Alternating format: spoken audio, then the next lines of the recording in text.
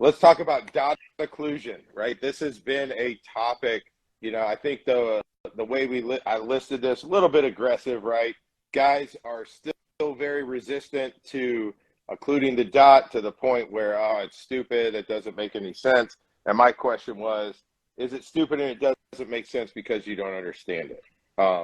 And then obviously there's a couple different camps. I know, Mike, you've got a very interesting situation for yourself because you only have one eyeball, right? So let's talk about you know, like leaning into your experience dot with dot occlusion. occlusion. I knew about it for a long ass time, like most military guys did, at least. I mean, I don't know if you, Ben, you and Joe, when you heard about it, but I heard about it years and years ago with the Sante prison raid and the, Single Point was the previous, Single Point was the site before the Armson OEG. That was in 1970. That's what they used, and so there was an included site. There's a whole bunch of reasons why why it was an included site versus an actual electro-optical red dot site like we have, and that had to do with electronics and shit like that, which is immaterial. That said, understood occlusion. Fast forward to the 90s, switched over from the Marine Corps to the Army when they were starting to field ACOGs. They were testing ACOGs. The Army was a little ahead on it, a little ahead of the Marine Corps in fielding. They were teaching guys to put a cap on the front of the ACOG because you got a 4-power competing image. Okay, and it fucked people up. So they would cover that up, and then you had the fiber optic strip on top of the ACOG. So now you're doing the same. It's dot occlusion. It's the same thing. So now you're effectively turning a 4-power optic into a 1-power optic occluded. Got it. Now, that said, I understand the whole rationale behind it. And from my perspective, it is to get people to understand what target focus truly looks like, to get them to truly understand it and actually do it. And I say that because with one eye, it was hard for me to shoot a dot because all I can look through is the tube. I found a way to kind of occlude it and have it in the bottom of my visual plane and superimpose it. And I can still get good hits and all, but it's not really precise. It's always distinctly low. That said, it forced me to understand what dot occlusion gave me, the benefit of it. And now I know when I'm tracking the dot versus tracking a point on the target, I know exactly why. I can call my shots exactly. I know where they are on the target. As soon as I'm actually in the middle of a string, let's say I shoot a bill and I start to track the dot. Before the bill's done, I know one's going to be over here. I already know where it is and I can walk up and it's right there. So I understand the whole rationale behind it. Now my question is, one, is it a permanent solution? Okay. There's a couple ones, and we'll start at the beginning. Is it a permanent solution? Is it a temporary solution? When do you transition from one to the other, or do you repeatedly come back to kind of retrain your eye? Can I jump in? Let's talk about what dot occlusion is, because there's already people in the comments. Go ahead. My friend Vince is in the chat. So what dot occlusion is taping or using something to block the muzzle side of the red dot. So when you look through the optic, I won't find a good angle, you see a red dot, but you see like black or something covering the back of it. So if you look with both eyes open, it's crazy the way the eyes work. You'll look at the spot on the target and you'll see the dot, like peripherally be, you picking it up with your, probably your strong side eye, but you're not actually looking through the glass. You're not looking through the optic itself. So what Mike's talking about is it's teaching, people say, yeah. Well, Ben, we've seen this all the time. People are like, oh yeah, I'm target focused. Oh yeah. Well, sometimes what you think is happening, spoiler alert, isn't what's actually happening. So this is a tool that forces you to be target focused, because if you start staring at the dot, all you're going to see is the dot with the black backer behind it. So I'll plug my homeboy Vince is in the chat. Stoeger Gunworks sell these covers for like $20. It's Kydex. Otherwise, you can just use tape and tape over the end. I prefer black electrical tape over some of like the blue painter's tape. I mean, it's whatever you like, but all it's doing is just blocking out the muzzle side of the red dot. Yeah, I think for most people, right, it's helpful to understand when you look through an optic, especially with a pistol, your rifle optic is the same way. Regardless of the objective window size, your dominant eye is looking into the tube.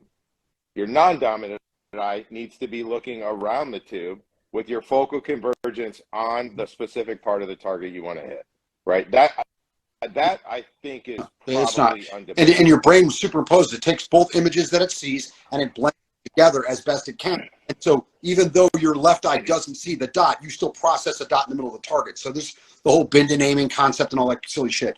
But yeah, the idea of target focus, and for people out there, like, I know it's distinctly when I shoot, if I'm shooting like heads, I'm doing the, you know, 2 heads in 190 with a 90-degree turn at 10, blah, blah, blah, whatever. I'll see the bullets hit. I'll see exactly where they are. I'll watch them like hit the target, and I don't really see the dot. And so I know I'm target focused when I actually see the bullets printing where I'm staring. And there's this red thing kind of dancing around. So I like, it's distinct until you understand it. You don't really know what it is. Okay, so the dot occlusion side, doing that gives you the opportunity to actually see it for real, not just imagine you think you know what it is. Okay, what past that, my point is, because it's unique for me, because I have to learn target focus without the benefit of 2 eyes. But for people that are shooting that have binocular vision, is occluded dot superior? Because I see lots of people out there, oh, I've occluded it for a year now and I'm never going back. And I see some people that right, well, I occluded it for a little bit and I like it, but I took it off and maybe I'll go back. Like, I'm wondering on the training side of it, is there a shelf life on it? Is there a point in time where you go back to it if you see yourself slipping off the train and starting to track the dot? Is it just overall superior? If that's the case, then why don't they make red dots that are just completely occluded? I'm trying to figure out. So I don't.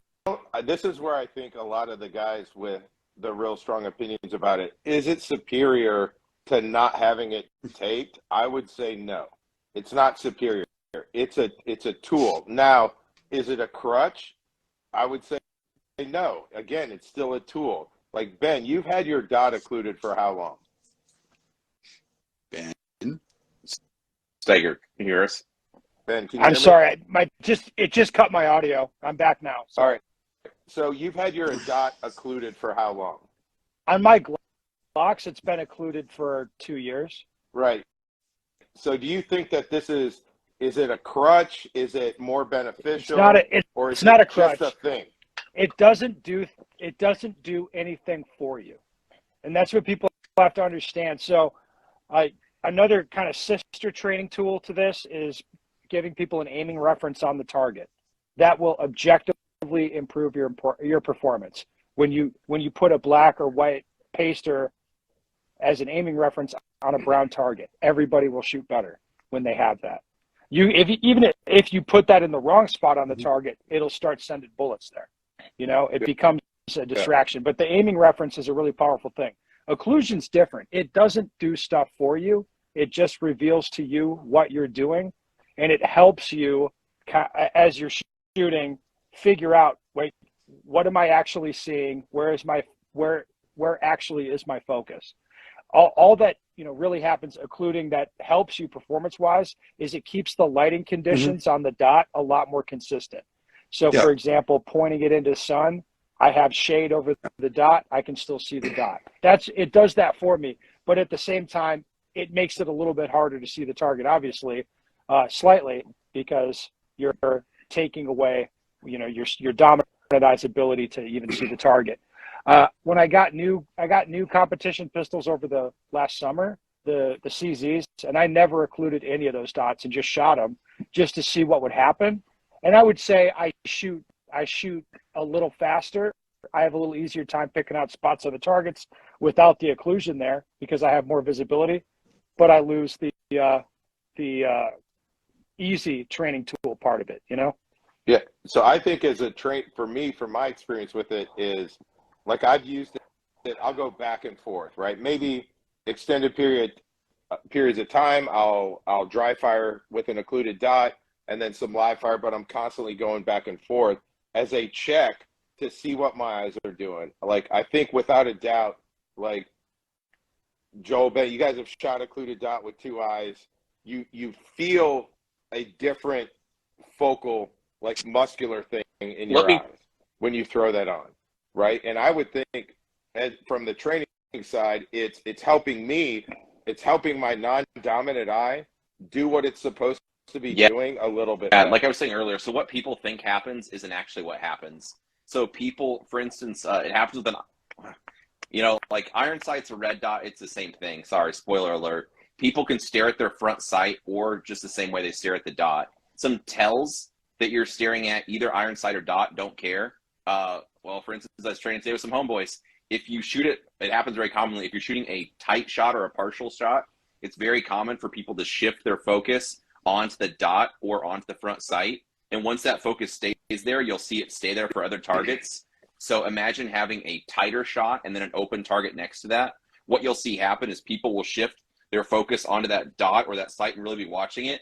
And then when they get to the next target they want to hit, they'll be looking at it and they just see brown behind it and they'll start firing, as opposed to their eyes coming off the sight, driving it to the center of the target that you want, and then bringing the sight to where you look. So it's very common to have edge hits. Sorry, go ahead. So I think that comes down to like a visual discipline issue, right? Where guys think I'm doing one thing with my eyes and you're not, right? If at any point, I think shooting, whether it's unmagnified rifle, you know, even I would say guys that have gotten really good at shooting one power rifle, that you disconnect from target focus and you connect to the sight within a string of fire, it's nearly impossible to disconnect from the sight.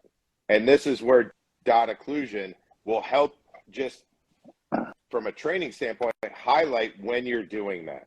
And it gives you a data point to reference, like, hey, I was shooting and I saw a dot, I saw my dot on the target, and then I perceived a very difficult shot based off target distance or difficulty, and I came up or transitioned and I lost the target. And it's forcing you to go back to that visual shift. So as a training tool, it's kind of invaluable. You see this more with rifles, right? I talk with plenty of people about rifles, and I'll put it out to anybody watching in the comments. If you lay down to zero rifle at 50 meters or 100 meters, whatever you want to zero at, I'll ask everybody, what do you focus on?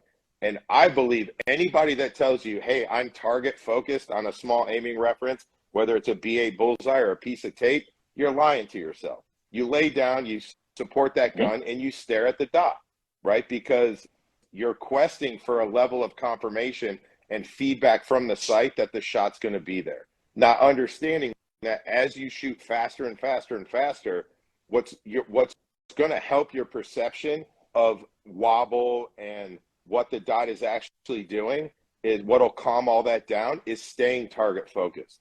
And occluding the dot helps you highlight those times when you're not actually target focused.